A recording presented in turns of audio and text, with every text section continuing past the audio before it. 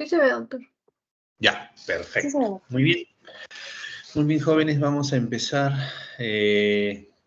Como les mencionaba inicialmente, pues corresponde a la segunda clase que tenemos programadas para el desarrollo en este 24.1. Y vamos a ver acumulaciones intracelulares y vamos a hablar acerca de un punto importante que lo vamos a ver a lo largo de todo el desarrollo de la asignación de patología, y lo van a ver ustedes a lo largo, pues, de todo de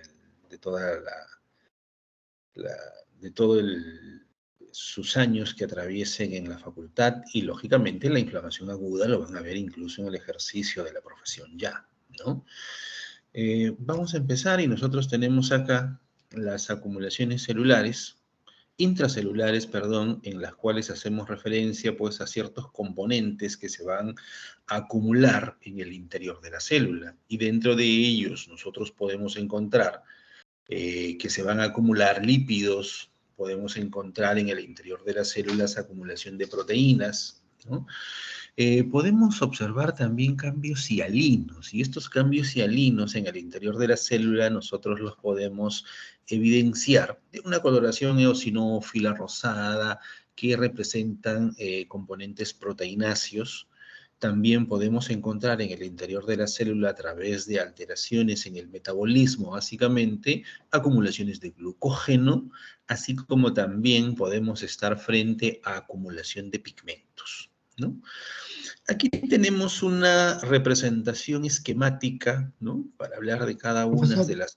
no se ve, Doctor, profesor, disculpe. disculpe. No avanzan las PPTs. A ver, ahí está la... ¿Qué están observando? ¿La primera presentación? Sí, Así en es, la doctor. portada. Aquí hay... ¿Y las acumulaciones intracelulares lo logran observar? Sí, en la portada, doctor. Sí, en la portada. ¿Qué ha pasado? A ver. La diapo 2, no. No se observa. A ver, vamos a ver. ¿Alguno de los estudiantes logra observar la diapositiva número 2? Porque a veces el internet puede lentecer en algunos casos el cambio, o todos observan la presentación nada más. La presentación nada más, doctor. A ver, vamos a ver qué ha pasado.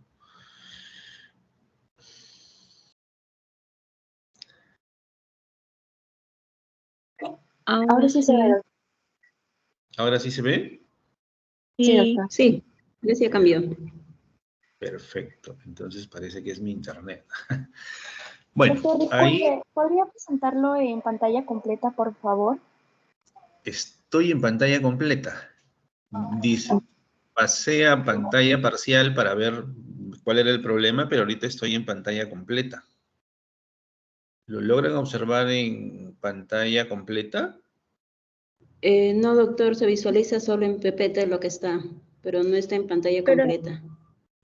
seguro es el internet, como dice usted, y ahorita seguro se va a volver a ver. Sí, porque al parecer está lento, ¿no? El internet. A ver. A ver, déjenme compartir nuevamente. Vamos a ver, vamos a salir.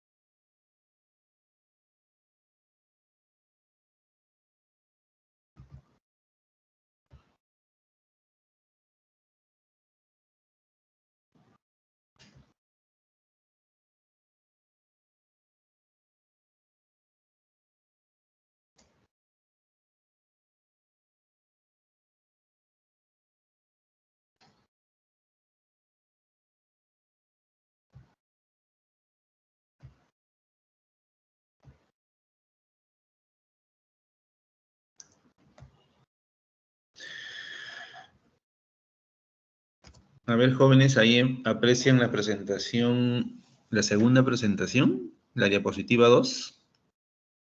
La primera, doctor, pero igual sigue en PPT. Ya hice el cambio.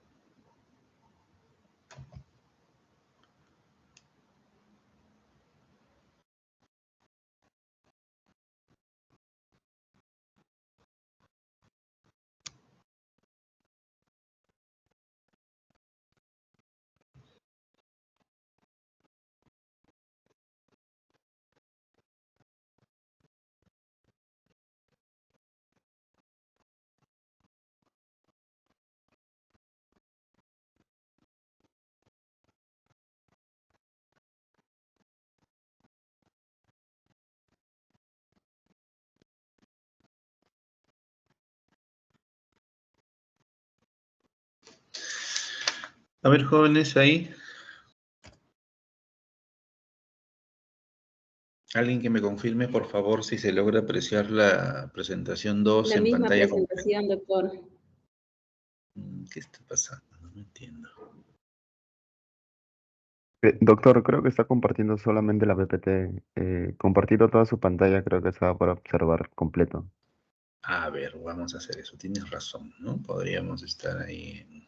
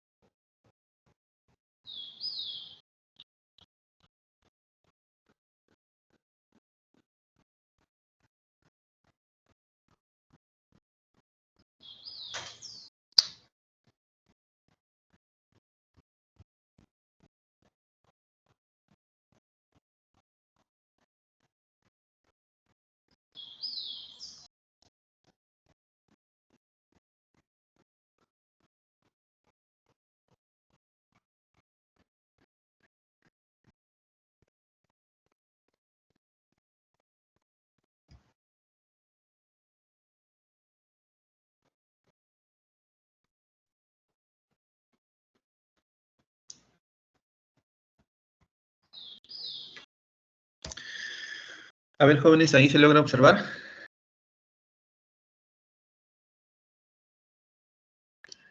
¿Algún estudiante, por favor, si me confirma si se observa o no? Se ve la portada, doctor. Sí, lo observo, doctor. No se logra compartir. A ver, vamos a ver.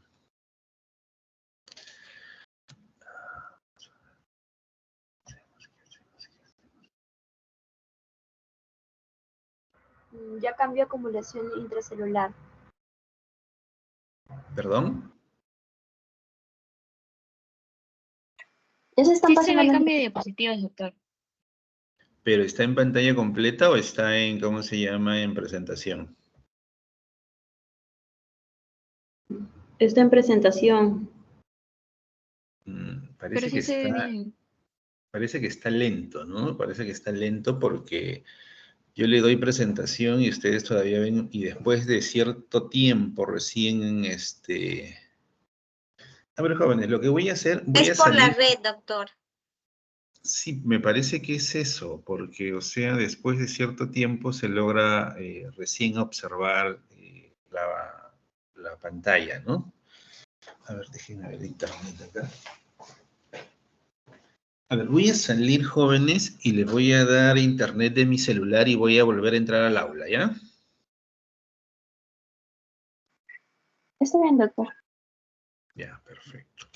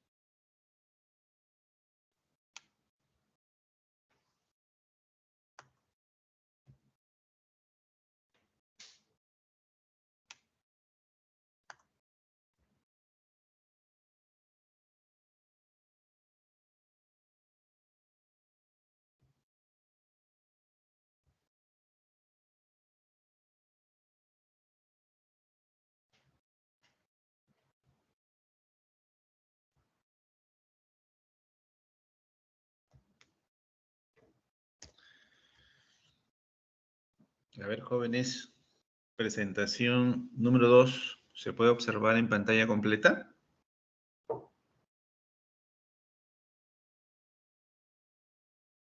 No, doctor. No, Se- la diapositiva 1 observan, ¿no? Sí, la portada. ¿Qué está pasando? Si me asigna la señorita que ha creado el aula como moderador de repente.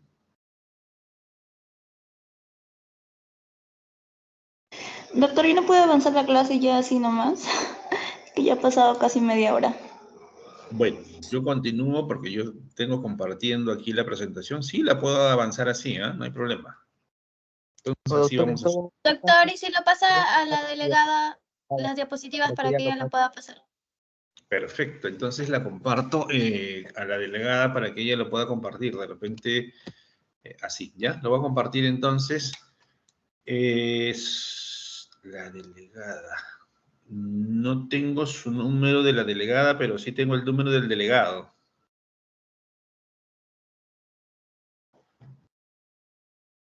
A ver, vamos a compartirla entonces, ¿ya?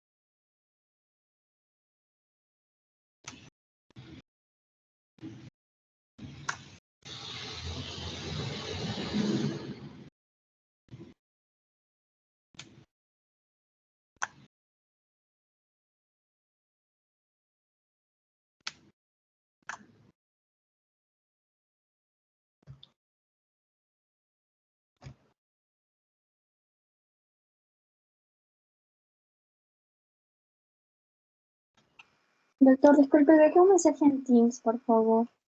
A Miguel Trujillo le he pasado la presentación. Se ha desconectado Miguel, doctor. Ah, ya. Entonces, a Camila. Sí, doctor, a mí envíame, pero le dejé un mensaje ahí en Teams. Sí, sí, sí. Aquí creo que está. A ver, vamos a ver. Teams. Mensaje.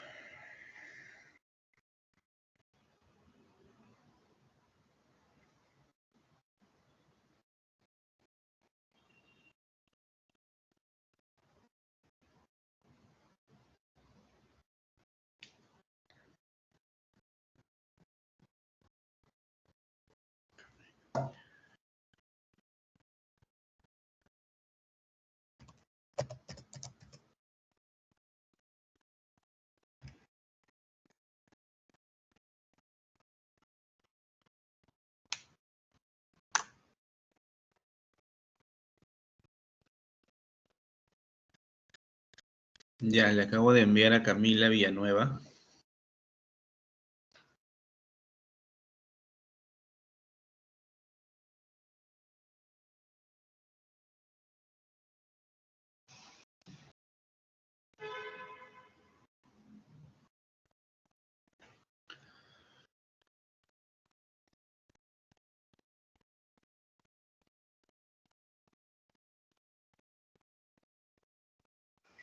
Un ratito y te lo comparto, doctor.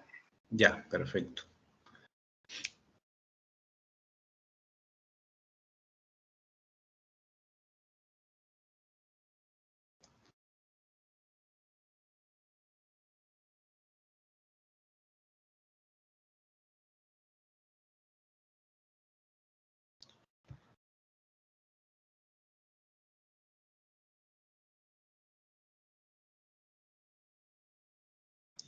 Sí se logra observar, ¿verdad?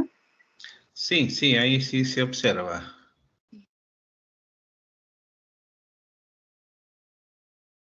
A ver, vamos a ver acá, cerramos esto de acá. Ya está.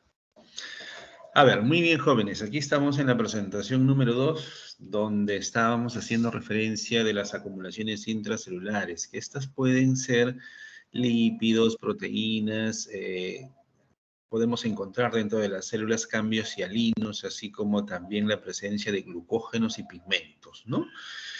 En la imagen número 1, lo que estamos observando básicamente son los hepatocitos, donde por alteraciones del metabolismo o por acumulaciones básicamente de triglicéridos, a nivel del interior del citoplasma, podemos observar nosotros pequeñas vacuolas, conocidas como microvacuolas, ¿no? Que a la tinción de hematoxilina y eosina la vamos a observar de una tinción en negativo, ¿no?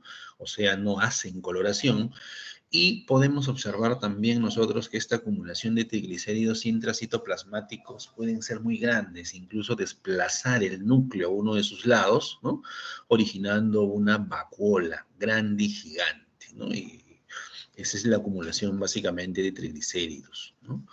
En la gráfica 2 nosotros lo que vemos es una acumulación de proteínas anómalas básicamente debidos a enfermedades o trastornos genéticos debidos a defectos en el plegamiento y transporte de proteínas, ¿no? Uno de los ejemplos más importantes que podemos observar aquí es la deficiencia de la alfa-1 antitripsina, ¿no? En la gráfica 3, ¿no? Donde vemos una acumulación básicamente debido a la ausencia de enzimas, ¿no? Y aquí vamos a ver nosotros un ejemplo, las enfermedades de depósitos lisosómicos, ¿no? Y esto se va a dar básicamente por acumulaciones a nivel de diferentes elementos celulares. Y finalmente, en la imagen 3 vemos acumulaciones intracitoplasmáticas, básicamente de contenido pigmentario, ¿no? Y dentro de los ejemplos que nosotros tenemos aquí es que podemos encontrar la acumulación de carbón, ¿no? Que lo encontramos con bastante frecuencia nosotros cuando observamos los preparados histopatológicos de pulmón, ¿no? El 90% aproximadamente de los pulmones o las biopsias pulmonares que nosotros observamos tienen este depósito de carbón que lo conocemos nosotros con el nombre de antracosis. La siguiente, por favor.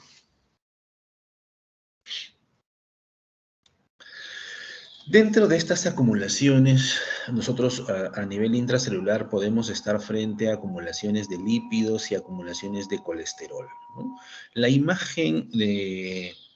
primera imagen del lado izquierdo de la pantalla, estamos observando nosotros una muestra o un preparado histopatológico de hígado, ¿no?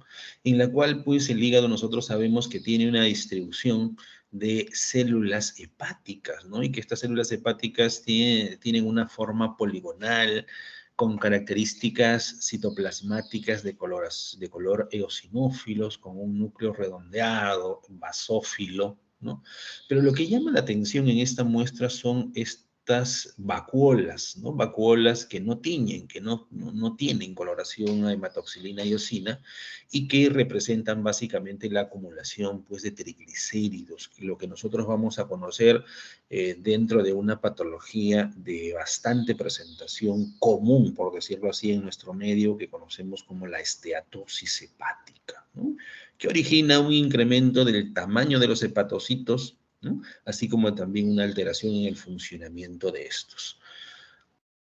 Al lado derecho encontramos pues los depósitos de colesterol, y aquí estamos observando los depósitos de colesterol en macrófagos que encontramos nosotros en la mucosa de la vesícula biliar. La imagen que tenemos aquí macroscópica representa pues una vesícula biliar, ¿no? Estamos observando la mucosa, o sea, el interior de la vesícula biliar, que macroscópicamente tiene una superficie aterciopelada. Y en el preparado histopatológico de al lado, lo que estamos observando es cantidad de macrófagos, ¿no? Todos estos elementos celulares que se ven claros, transparentes, son macrófagos, ¿no? Que están cargados básicamente con colesterol, e incluso nosotros encontramos lesiones elevadas, polipoides o pólipos de colesterol, ¿no? En las muestras de vesícula biliar que recibimos, ¿no? La siguiente, por favor.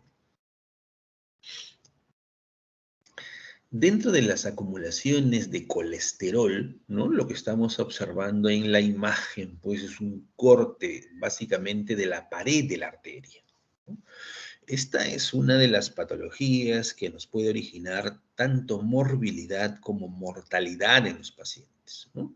¿Qué significa? El colesterol, básicamente las lipoproteínas de baja densidad, lo que van a hacer en la pared arterial es que van a ingresar a través del revestimiento de las células endoteliales y se van a localizar en la íntima del vaso sanguíneo, ¿no? Ingresan el LDL, pero no ingresan solos, ingresan acompañados de monocitos. Sabemos nosotros que estos monocitos en el interior de la pared de la arteria, en la íntima de estas, se transforman en macrófagos. Los macrófagos, por naturaleza, lo que van a hacer es fagocitar estos LDLs, ¿no? Y se van a transformar, pues, en macrófagos espumosos. Ello va a generar citocinas que van a favorecer la respuesta inflamatoria. Esta respuesta inflamatoria, con el paso del tiempo, ¿qué es lo que va a originar? Que se origine un aumento del número de las células o de las fibras musculares lisas y se forme este centro necrótico. Este centro necrótico compuestos pues por macrófagos, leucocitos, ¿no? Cristales de colesterol, porque esos con el paso del tiempo cristalizan a ese nivel y posteriormente puedan formar fibrosis. Se van fibrosando y nos forma el famoso ateroma, ¿no? Entonces, dentro de estas acumulaciones intracelulares, nosotros podemos encontrar aquí acumulaciones de colesterol en la pared y sabemos que eso termina favoreciendo la formación de trombos, ¿no? Porque al producirse una sobreelevación por la placa de ateroma de las células endoteliales, estas células endoteliales se activan y este termina siendo uno de los elementos principales de la tríada de Virchow para formar los trombos y que se puedan desprender y viajar y pueden provocarnos incluso la muerte, ¿no? Generando pues infartos cardíacos o infartos cerebrales, ¿no? Este es la aterosclerosis. La siguiente, por favor.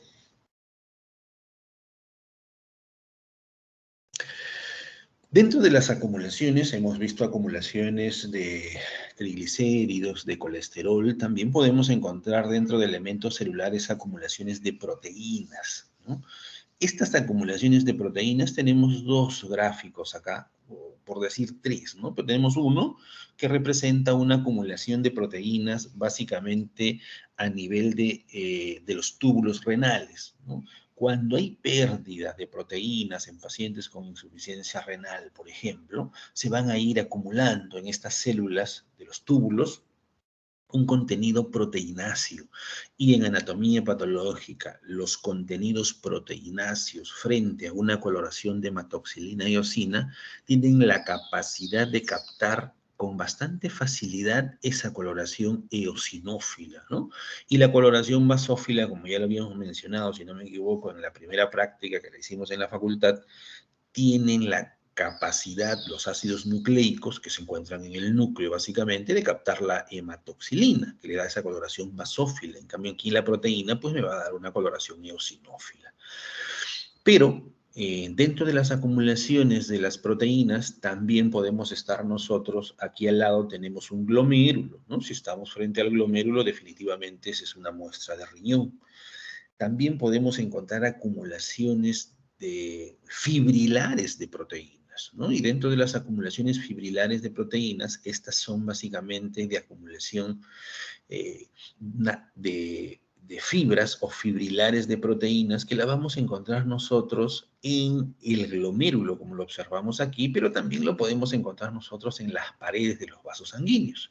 Si nosotros observamos tanto el glomérulo como los vasos sanguíneos adyacentes o las paredes de algunos túbulos, se observan de una coloración eosinófila, o hablando en términos coloquiales, de una coloración rosada. Cuando nosotros encontramos ello, pues en la evaluación de la microscopía óptica, no podemos decir pues que estamos frente a una amiloidosis, ¿no? Pero por lo menos nos hace sospechar de ello, porque recordemos que para establecer el diagnóstico de amiloidosis en anatomía patológica necesitamos hacer coloración especial y evaluación de microscopía especial, ¿no? Un rojo de Congo, ¿no? Que le haríamos, ¿no? Y observar la birrefringencia con la microscopía especial para ello. La siguiente, por favor. Dentro de las acumulaciones, también podemos encontrar dentro de elementos celulares acumulación de glucógeno. Este glucógeno también lo vamos a observar nosotros a la evaluación de la microscopía óptica o la evaluación del preparado histopatológico de un color transparente, ¿no? Este glucógeno se puede almacenar, por ejemplo, en una diabetes mellitus a nivel del hígado, ¿no? Y vemos los hepatocitos que ya no observamos en los hepatocitos una coloración eosinófila característica, sino que se tiene una coloración bastante clara y transparente, ¿no? Esto básicamente por una alteración en el metabolismo. Pero también podemos nosotros estar frentes a alteraciones enzimáticas que son genéticas, ¿no? Básicamente por la disminución de lisosomas, ¿no? Enzimas que van a condicionar la acumulación de glucógeno. Esto básicamente se heredan, ¿no? Y esta es una muestra del músculo cardíaco con almacenamiento de glucógeno en una enfermedad de presentación bastante rara, pues conocida como la enfermedad de Pompe, ¿no? La siguiente, por favor.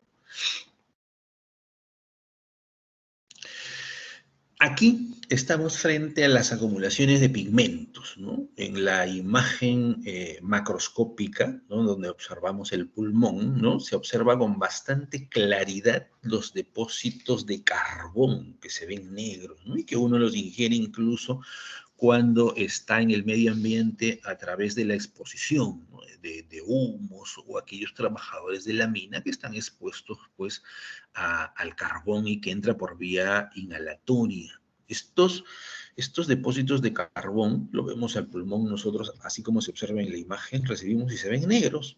O lo que podemos observar cuando hacemos el corte o el preparado histopatológico, observamos áreas de coloraciones negruzcas y el carbón lo observamos dentro de los macrófagos, ¿no? Recordemos nosotros que los macrófagos son los elementos, parte de la defensa propia de nosotros y que fagocitan a cualquier agente extraño que pueda ingresar a nuestro organismo, ¿no? Al lado tenemos también depósitos de hemosiderina. Esta imagen o este preparado histopatológico corresponde pues a un corte de corteza renal, ¿no? Vemos aquí, pero llaman la atención estas coloraciones que nosotros las vemos como medias marrones, pardas, ¿no? O color mostaza, ¿no? Que básicamente los macrófagos, ¿qué hacen? Cuando están frente a eritrocitos o áreas de hemorragia, estos fagocitan estos eritrocitos y quedan cargados de esa coloración, ¿no? Cargados con hemosiderina. Y esto lo encontramos en el interior de los macrófagos, ¿ya? La siguiente, por favor. Cuando ya pasamos nosotros al otro tema que vamos a ver, ¿no? Que es la inflamación aguda, ¿no? Dentro de las respuestas inflamatorias hay que mencionar que la inflamación es un mecanismo de defensa propio de nuestro organismo, ¿no? Si bien es cierto la respuesta inflamatoria, ¿qué es lo que va a originar? La respuesta inflamatoria pues origina congestión vascular, origina que la zona de inflamación se ponga roja, ¿no? Y eso básicamente por la dilatación vascular que la vamos a ver dentro de los mecanismos que generan la respuesta inflamatoria, ¿no? Un aumento de tamaño de la zona que la conocemos como una tumoración que se produce en la zona de inflamación, y esto es básicamente por la extravasación de plasma, ¿no?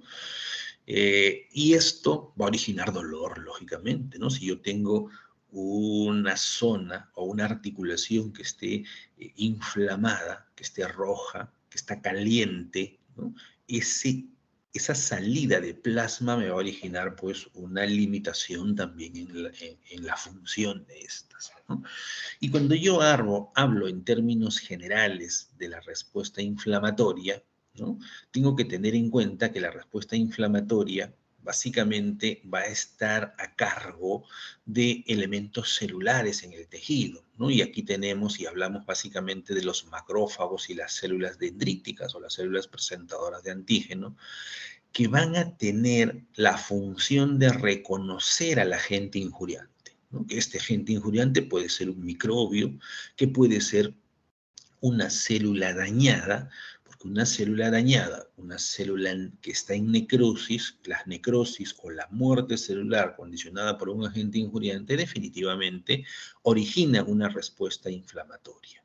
Y ello va a conllevar que estos macrófagos, células dendríticas, liberen mediadores de la respuesta inflamatoria, que van a terminar desencadenando reacciones vasculares y nos van a terminar desencadenando pues una respuesta inflamatoria. En la representación esquemática que tenemos acá, tenemos un epitelio, ¿no? Donde llegan estos agentes que son los microbios, ¿no? Y inmediatamente van a ser identificados a través de los macrófagos, de las células dendríticas, ¿no? O las células dañadas en el epitelio. Estos van a ser reconocidos también por estos elementos celulares, ¿no? Y van a generar mediadores de la respuesta inflamatoria. Mediadores de la respuesta inflamatoria que van a tener una acción directa sobre el vaso sanguíneo, ¿no? Recordemos nosotros que cuando estamos en un vaso sanguíneo, el flujo sanguíneo es un flujo laminar. ¿Qué significa ello? Los elementos formes de la sangre, y hablábamos de los componentes eritrocitos, leucocitos, plaquetas, generalmente estos circulan en el centro del vaso sanguíneo, ¿no? En una respuesta inflamatoria se necesita que lleguen, en el caso de la respuesta inflamatoria aguda, que lleguen neutrófilos a la zona donde se encuentra el agente injuriante, en la zona donde se encuentra el agente bacteriano, o los microbios, que podamos decirlo como lo dice la representación esquemática. Van a originar que estos leucocitos puedan salir del interior del vaso, ¿no? Salen del interior del vaso para dirigirse a la zona donde se encuentra la bacteria, donde se encuentra el microbio. ¿Con qué objetivo? De fagocitarlo, de eliminarlo como parte del mecanismo de defensa propio de nuestro organismo. Y no solamente salen los neutrófilos, puede originar la salida de proteínas plasmáticas, ¿no? Que los conocemos nosotros como el complemento y que también forman parte de la respuesta inflamatoria. Esta acción de los mediadores de la respuesta inflamatoria van a originar cambios a nivel vascular, originan una dilatación vascular. Esta dilatación vascular es lo que nos permite a nosotros, cuando estamos frente a una inflamación, ver una área roja. Como el vaso se dilata, ¿no? Hay mayor cantidad de volumen sanguíneo en esa zona y uno lo toca y está caliente la zona, ¿no? Y como este vaso se dilata y hacen cambios a nivel de las células endoteliales, permite también la salida de de plasma, ¿no? Sale líquido, ¿no? Y va a formar el edema, ¿no? Una vez que estos elementos celulares, en el caso de la respuesta inflamatoria aguda, sale y fagocita a los elementos injuriantes, ¿no? Se origina pues la eliminación de esto y posteriormente se va a generar factores de crecimiento para la aparición de fibroblastos, y estos fibroblastos van a producir haces de fibras de colágeno para reparar la zona donde se ha producido daño, porque la respuesta inflamatoria nos defiende de agentes injuriantes, pero también termina originando daño de los elementos celulares que se encuentran alrededor de esta, ¿no? La siguiente, por favor. Dentro de la inflamación aguda se tienen tres componentes importantes que ya lo hemos puesto en mención. Uno es la dilatación de vasos, básicamente de vasos pequeños, seguido de un aumento de la permeabilidad de la microvasculatura, ¿no? Que van a facilitar la salida de los elementos celulares, en este caso de los neutrófilos. Pero no solamente yo necesito que se dilaten los vasos y que las paredes de estos vasos sanguíneos sean permeables para la salida de los neutrófilos. Necesito que estos neutrófilos, una vez que estén en el exterior del vaso sanguíneo, se dirijan a la zona donde se encuentran el agente injuriante, ¿no? Vayan a esa localización. Entonces, eso es lo que se produce. Por ejemplo, cuando yo estoy frente a un proceso infeccioso, yo hago un corte histopatológico y voy a ver en la zona de infección abundantes neutrófilos, ¿no? Los neutrófilos en esa zona de localización se han dirigido para poder fagocitar al agente injuriante, ¿no? Pero estos han salido del interior de un vaso sanguíneo, ¿no? La siguiente, por favor. Las reacciones de los vasos sanguíneos en la inflamación aguda. Las reacciones vasculares de la inflamación aguda consisten en cambios en el flujo de sangre y en la permeabilidad de los vasos diseñados para optimizar los movimientos de las proteínas plasmáticas y de los leucocitos, tanto para abandonar el torrente circulatorio como para dirigirse a las localizaciones de infección o lesión, ¿no? Que ya lo habíamos puesto, lo habíamos manifestado en la presentación anterior. La siguiente, por favor.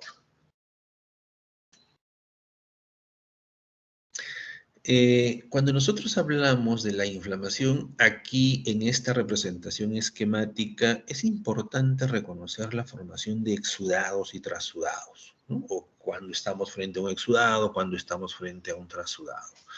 Aquí en la primera imagen, o en la imagen A, ¿no? Encontramos un vaso sanguíneo. Recordemos nosotros que para no manifestar nosotros edemas o derrames, o mejor dicho, para no encontrar líquido a nivel extracelular que nos formen edemas, ¿no? Tiene que existir un equilibrio de presiones entre la presión hidrostática con la presión coloidosmótica, ¿no? Lo cual va a permitir que el líquido, el intravascular, el plasma, no salga de ellos, ¿no? ¿Qué será un exudado? En un exudado, lo que vamos a encontrar nosotros va a ir acompañado, generalmente el exudado es parte de la respuesta inflamatoria de tipo aguda. Y dentro de la respuesta inflamatoria de tipo aguda hay cambios a nivel de las células endoteliales, ¿no? Vemos aquí cómo se produce una contracción de las células endoteliales, dejando un espacio y facilitando la salida del plasma.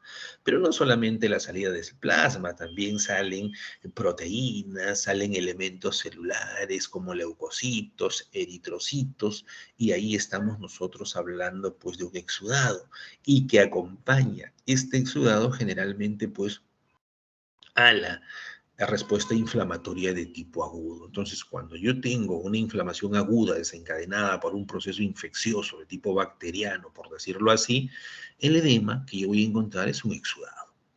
A diferencia cuando hablo del trasudado. Un trasudado básicamente está originada por un desequilibrio de estas fuerzas, de estas presiones, ¿no?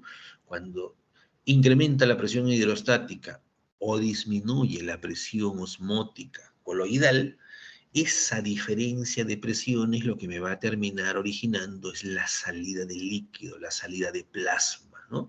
Pero este contenido plasmático es líquido, con bajo contenido de proteínas, ¿no? Y básicamente se debe a una alteración de la presión hidrostática, ¿no? Teniendo como una de sus causas más importantes, por ejemplo, las insuficiencias cardíacas, ¿no? A nivel del edema de pulmón, ¿no? Que se conoce como un trasudado. La siguiente, por favor. Aquí hablamos del aumento de la permeabilidad vascular. En la inflamación aguda hay varios mecanismos que son responsables del aumento de la permeabilidad, ¿no? De las venas, capilares, que es un rasgo característico de la respuesta a inflamación aguda. Ya habíamos visto en la representación esquemática anterior una contracción de las células endoteliales. Definitivamente va a favorecer, ¿no?, la presencia de este exudado. Pero las lesiones de las células endoteliales también pueden cumplir con esta función y favorecer la salida de plasma, la salida de leucocitos, la salida de eritrocitos, altas concentraciones de proteínas, originándonos también pues un exudado. La siguiente, por favor. Aquí tenemos algunos de los mecanismos del aumento de la permeabilidad vascular en la inflamación aguda, ¿no? Y sus características y sus causas subyacentes. En la representación esquemática A, ¿no?, observamos pues que las proteínas plasmáticas y los leucocitos circulan básicamente a nivel central, ¿no? Uno de los mecanismos que van a facilitar la salida de estos neutrófilos, ¿no?, va a ser principalmente la contracción o la retracción de las células endoteliales, dejando pues un espacio, ¿no? Y esto básicamente va a estar inducida por la histamina y también otros mediadores que pueden favorecer esta retracción de las células endoteliales, ¿no?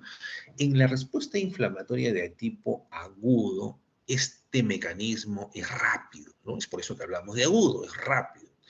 Y también, pues, estos neutrófilos tienen una vida bastante corta, hablamos de minutos, ¿no?, de vida corta, ¿no? Es por eso que cuando estamos, por ejemplo, frente a una muerte celular, ¿no?,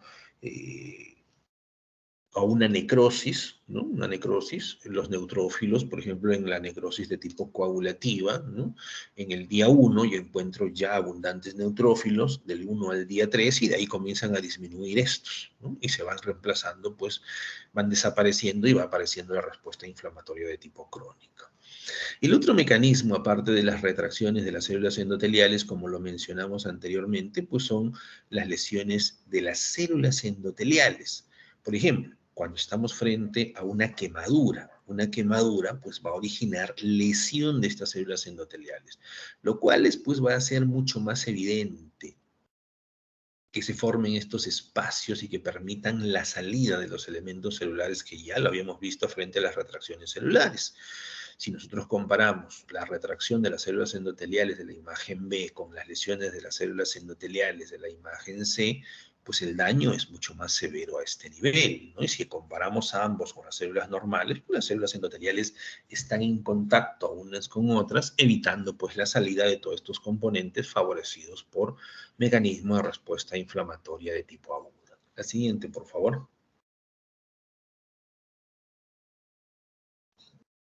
El reclutamiento de los leucocitos a los sitios de inflamación, ¿no? Los leucocitos son captados de la sangre, ¿no? Cuando yo encuentro una acumulación de leucocitos, de neutrófilos básicamente, en una zona del proceso donde hay un proceso infeccioso, estos tienen que llegar de algún lado, porque normalmente en nuestro organismo, en nuestro cuerpo, nosotros no tenemos cantidad de neutrófilos conglomerados ahí, y estos vienen directamente del torrente sanguíneo, ¿no?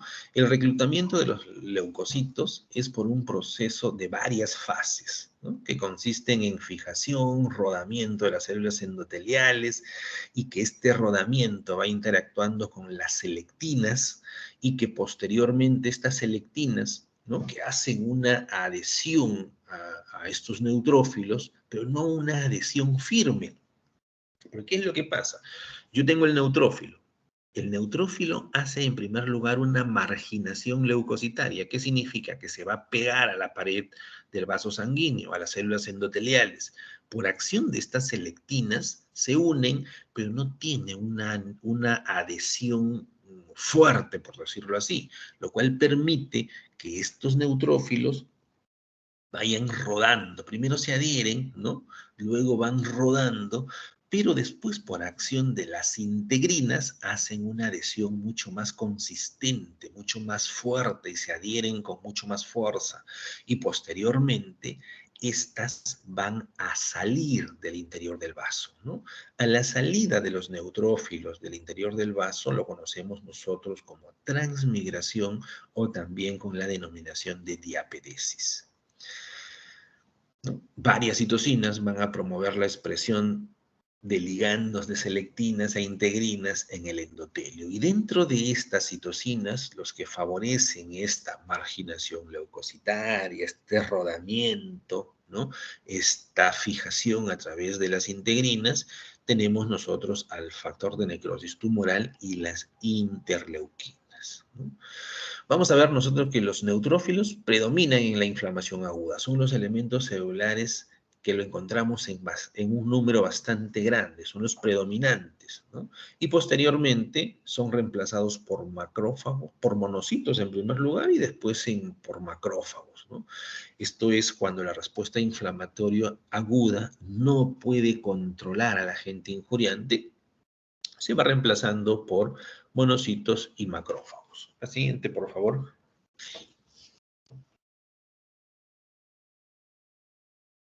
Aquí tenemos la representación esquemática, cómo es que se produce la salida de los neutrófilos, ¿no? Del interior del vaso sanguíneo.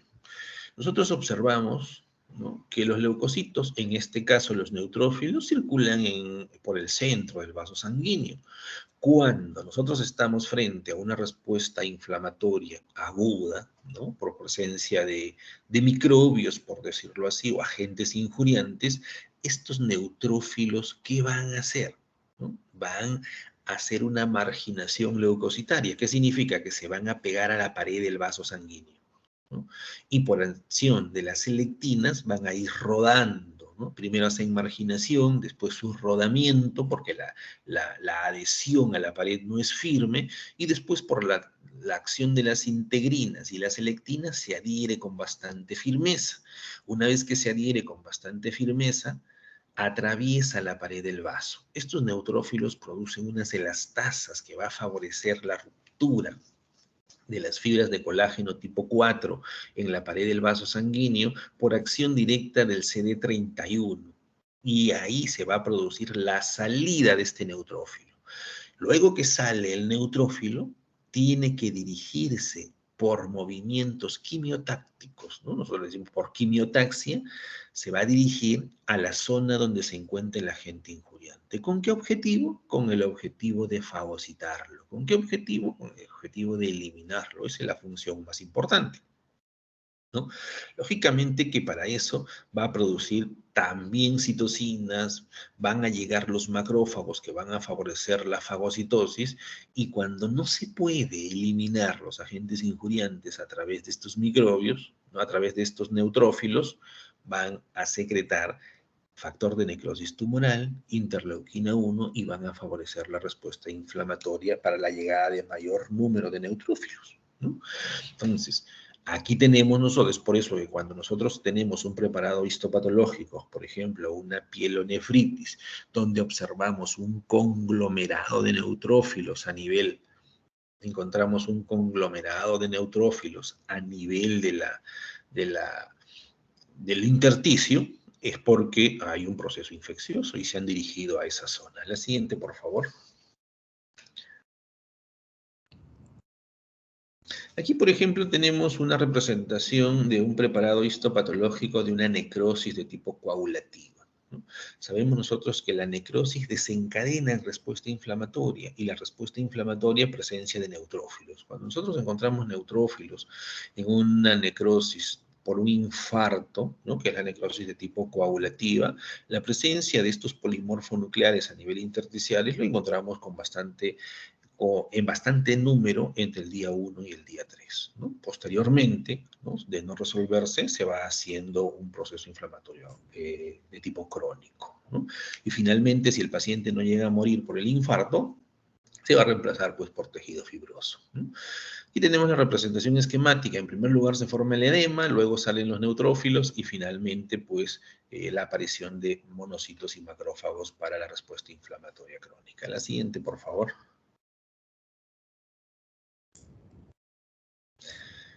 En cuanto a la activación y eliminación de agentes agresores, los leucocitos pueden eliminar microbios, células muertas, favorecen la destrucción inducida por radicales libres, generalmente los leucocitos activados, las enzimas, las especies reactivas de oxígeno y mecanismos para eliminar los microbios. La siguiente, por favor.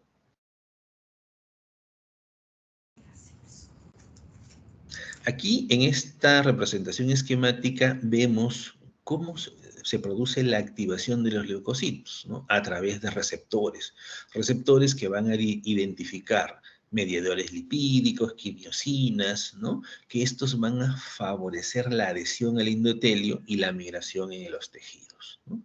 O también a través de los receptores tipo TOL, ¿no? Estos receptores tipo TOL que identifican al agente injuriante, en este caso al microbio, van a favorecer la producción de mediadores, produciendo una amplificación de la respuesta inflamatoria. ¿Qué significa? Favoreciendo la salida de neutrófilos, ¿no?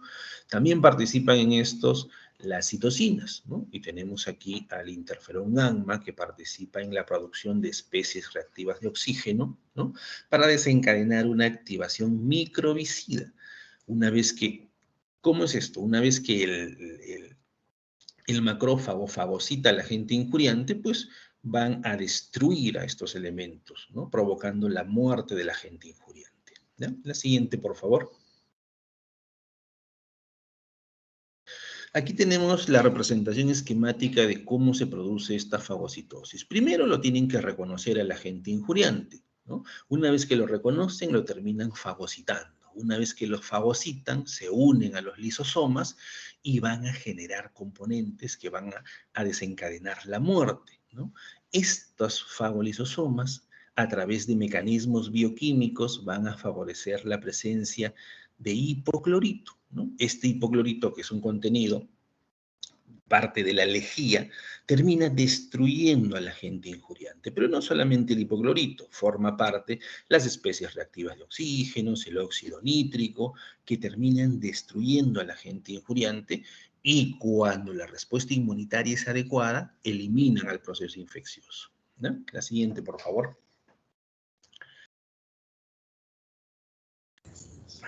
Aquí tenemos algunos de los mediadores, ¿no? Dentro de los mediadores de la respuesta inflamatoria tenemos a la histamina, prostaglandinas, leucotrienos, citocinas, quimiosinas, ¿no?, el complemento, así como también algunas cininas, ¿no? Pasemos, por favor, porque ya creo que los docentes de la práctica están esperando. Aquí tenemos parte del ácido araquidónico que juega un papel importante en la generación de la respuesta inflamatoria, ¿no? Tenemos la vía de la ciclooxigenasa y la lipoxigenasa que favorecen, pues, la vasodilatación, ¿no?, como uno de los pasos importantes para la generación de esta respuesta inflamatoria. La siguiente. En este cuadro también vemos las citocinas, ¿no?, en el papel de la respuesta inflamatoria, ¿no?, el factor de necrosis tumoral, la interleuquina 1, la interleuquina 6, las quimiosinas, un papel importante cuando nosotros estamos frente a la respuesta inflamatoria de tipo agudo, ¿no? El factor de necrosis tumoral, la interleuquina 1 y la interleuquina 6 son citocinas importantes en la generación de fiebre. Nosotros cuando estamos frente a una respuesta inflamatoria de tipo aguda, ¿no?, una neumonía, por ejemplo, va acompañada de fiebre, básicamente desencadenada por estas citocinas, ¿no? La siguiente, por favor.